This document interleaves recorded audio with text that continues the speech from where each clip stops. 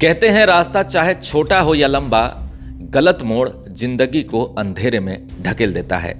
यह कहानी है गिरिडीह जिले के एक युवक की जो बना जंगल का खौफ। नाम था अनलदा उर्फ रमेश उर्फ पतिराम माझी। इस वीडियो में काफी विस्तृत रूप से जानेंगे कि कैसे अनलदा माओवादियों का शीर्ष नेतृत्व बना। साथ ही उसके दैनिक दिनचर्या के बारे में भी बात करेंगे। मगर उससे पहले समझते हैं कि आखिर नक्सलवाद की शुरुआत कहां से हुई, कैसे हुई। साल 1967 पश्चिम बंगाल के दार्जिलिंग जिले का नक्सलबाड़ी गांव, जहां स्थानीय जमींदारों द्वारा काफी ज्यादा लोगों के ऊपर शोषण किए जाने लगा। उसी के खिलाफ उस समय चारू मजूमदार और कानू सन्याल के नेतृत्व में एक आंदोलन शुरू हुआ, जिसमें आदिवासियों और भूमिहीन किसानों के अधिकारों के लिए सहस्त्र संघर्ष शुरू हुए। पूरा आंदोलन नक्सलबाड़ी एक छोटे से गांव से शुरू हुआ, इसलिए उन लोगों को नक्सली कहा जाने लगा।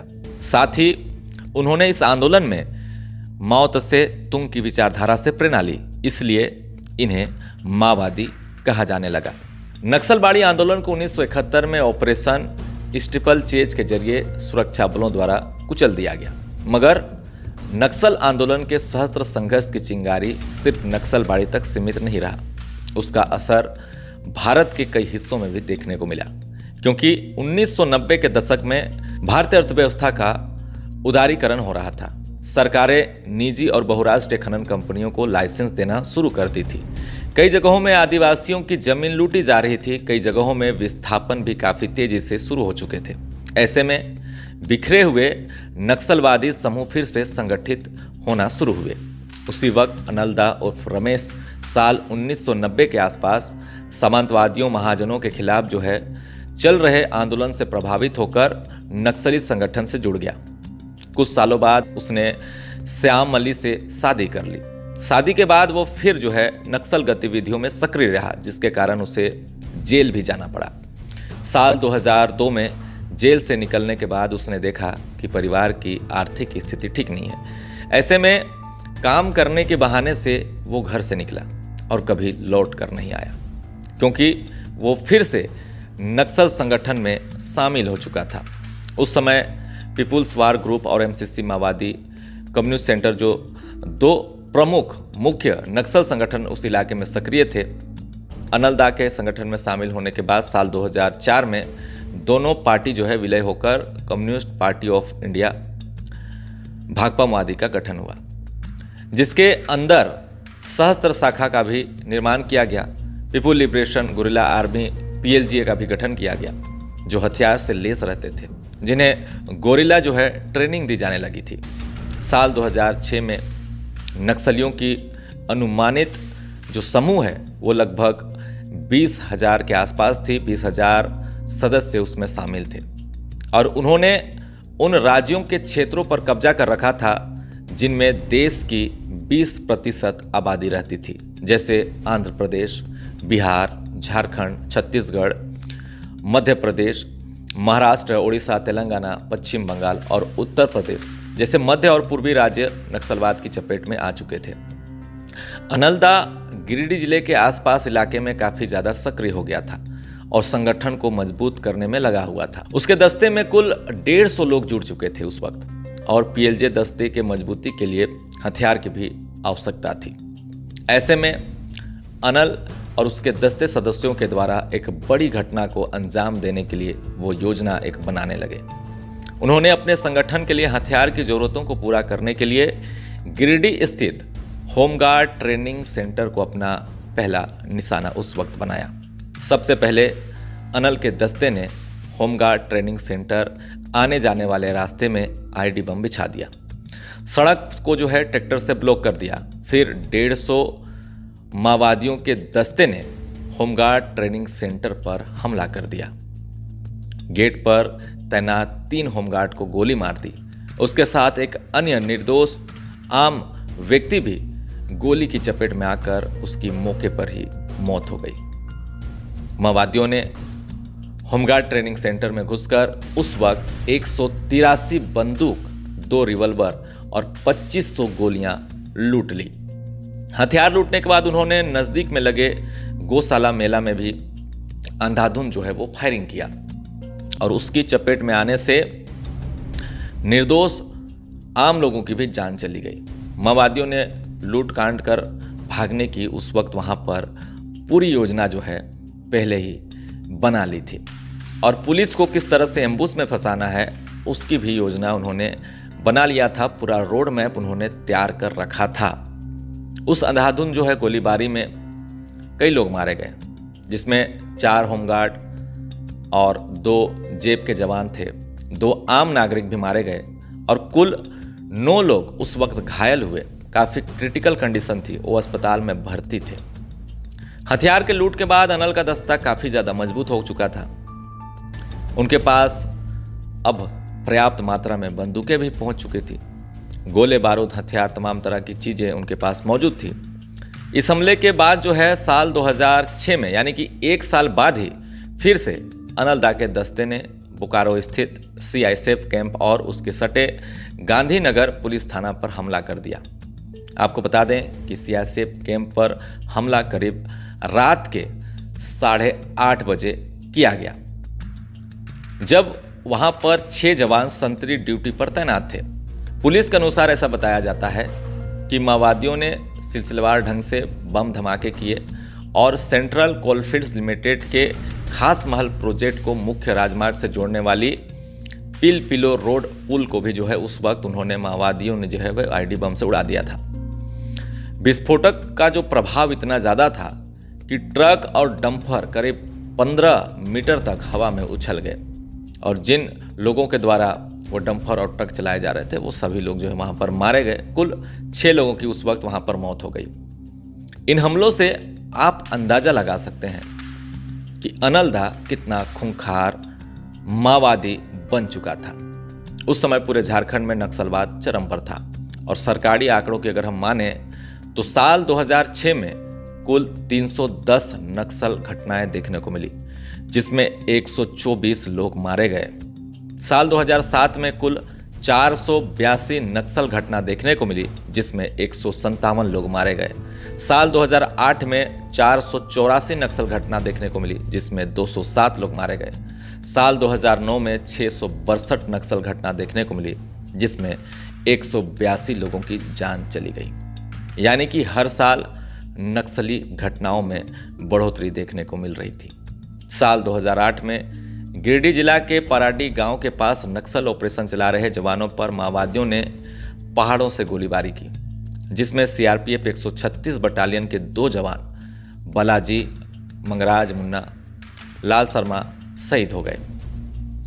7 अगस्त 2008 में ही CRPF 26 बटालियन के जवान नक्सल ऑपरेशन पर थे। उसी वक्त निम्बिया घाट गांव के जंगलों में पहले से पोजीशन लिए माओवादियों ने उन पर जो है अंधाधुंध गोलीबारी की, जिसमें 2 जवान राम सिंह धामी, विजेंद्र सिंह मौके पर ही शहीद हो गए। ऐसे सैकड़ों जवान हैं जो माओवादियों के द्वारा अब तक मारे जा चुके हैं। इसी अन्य वीडियो में मैं एक विस्तृत तरीके से बताऊंगा कि झारखंड में कब कब कहां कहां नक्सली अटैक हुआ। फिलहाल इस वीडियो में हम सिर्फ बात करेंगे अनल द्वारा जो नक्सल अटैक किया गया उसके बारे में। बढ़ते माओवादियों के अटैक के बाद झारखंड सरकार ने एक फैसला लिया और माओवादियों से लोहा लेने के लिए 2008 में झारखंड जगुआर टीम बनाया। झारखंड जगुआर टीम में एक VDS टीम भी होती है जो बम डिटेक्शन का काम करती है, क्योंकि माओवादी सबसे ज़्यादा नुकसान सुरक्षा बलों को आईडी बम से पहुंचा रहे थे। अनल दा का जो कुशल नेतृत्व है उसे देखते हुए पार्टी के विस्तार को लेकर कई बैठकें होने लगी और वो पार्टी के विस्तार को लेकर जो है बोकारो, गिरिडीह, गुमला, खुट्टी, सारना, बंगाल, बिहार कई जगहों में आने जाने लगा।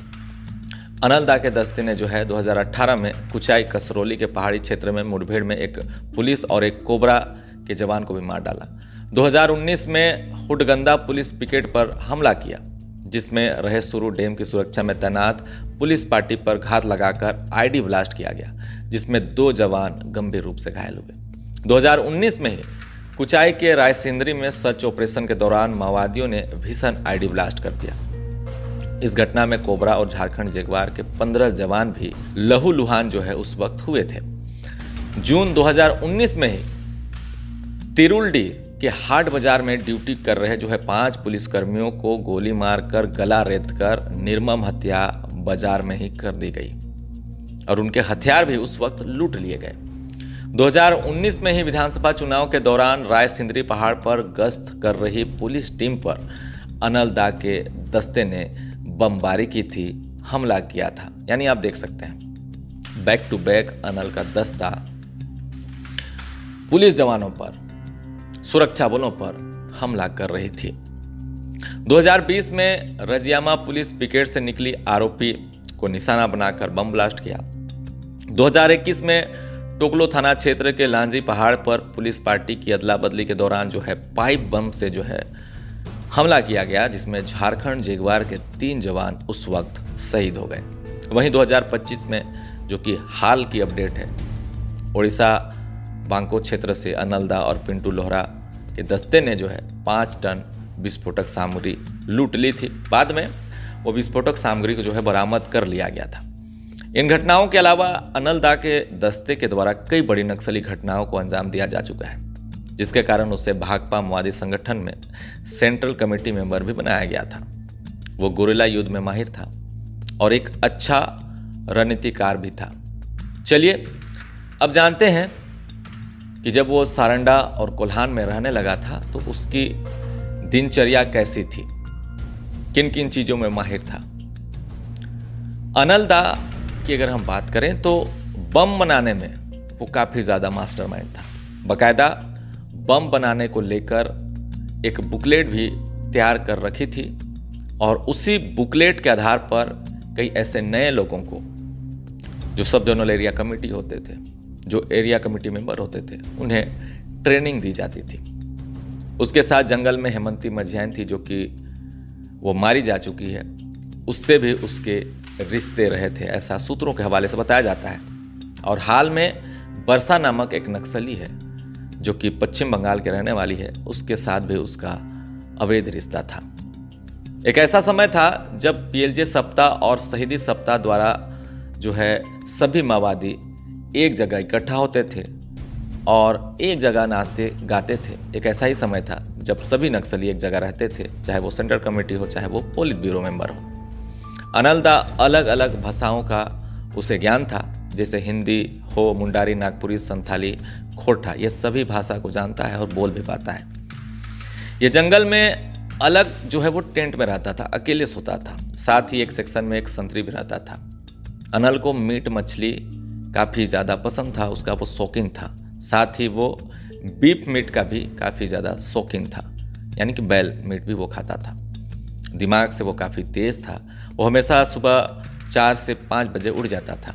उसके बाद दस्ते में 5 बजे सुबह ये तय होता था पूरे दिन का जो है शेड्यूल, रोल कॉल, उसमें लोगों की गिनती होती थी, सबको काम बांट दिया जाता था।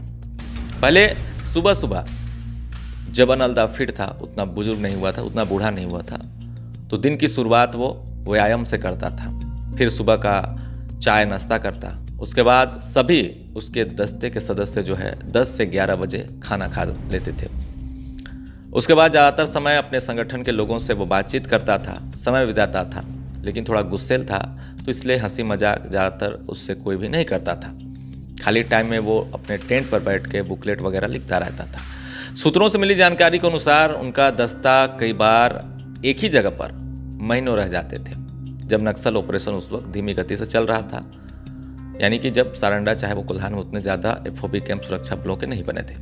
आपको जानकर हैरानी होगी कि पार्टी के उच्च पद में होने के बावजूद उन्हें सिर्फ जो है पद के नाम से सम्मान मिलता है, ना कि कोई उन्हें अलग से कोई भी ट्रीटमेंट वहाँ पर जंगल में उन्हें नहीं दी जाती है। सब एक समान होते हैं। पार्टी में नशा पूरी तरह से निषेध रहता है। कोई भी हड़िया, शराब, इस तरह का कोई भी नशा सेवन नहीं कर सकता है, ये पाबंदी है वहाँ पर। साथ ही संगठन में अंधेरा होने से पहले सभी लोग जो है वो खाना खा जाते हैं, ताकि लाइट का जो है इस्तेमाल ना करना पड़े।